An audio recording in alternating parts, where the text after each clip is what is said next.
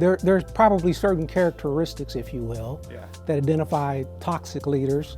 Some of those characteristics are the narcissist, the person that thinks that, he or she is God's gift to the world. Right. Then, of course, the obvious ones, the bully, the insecure person, the, sad to say, the incompetent. Right. The person who can't do their job, but they mask that through antisocial behavior. There are all kinds of different characteristics for toxic leaders. It's just the way that they come across, if you will, in the work environment. Yeah. So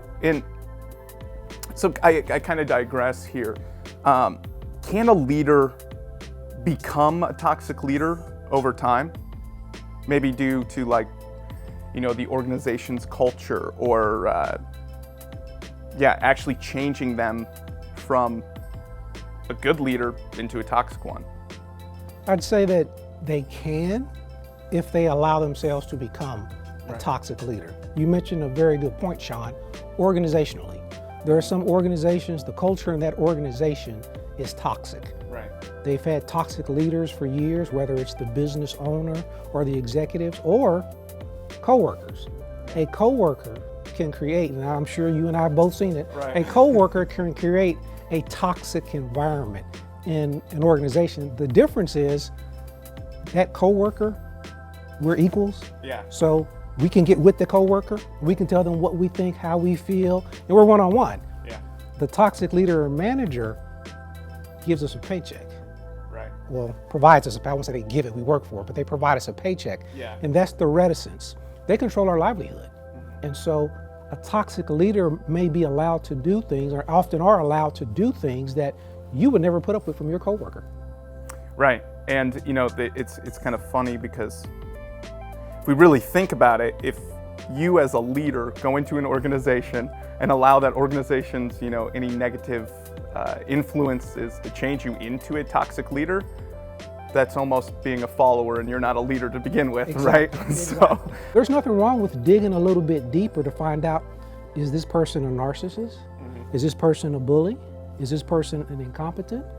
Is this person an isolator? Is this person a quiet assassin? Right. What I've also found is that a lot of the literature categorizes toxic leaders into certain singular characteristics, and I just named a few of them. Right. The narcissist, the bully, the instigator, the ruthless person. I found that they have a number of those characteristics. Yeah. The toxic leader that you out as being incompetent then becomes a bully. Right. Well, I just named 3 right there.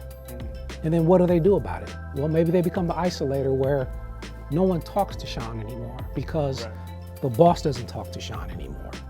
Or your toxic coworkers, because we all have a few of them. Right. That they lie below the surface. The toxic leader will co-opt them to help them undermine you, make your job a little bit more stressful, possibly push you out of the organization. Yeah, and that's one of the things. So toxic leaders, or toxic people may tend to run in packs, if you will, right? And I've seen it before where they'll hire people in key roles that are just like them, thinking, oh, I was effective. And does it almost it speeds up the process of almost imploding from within?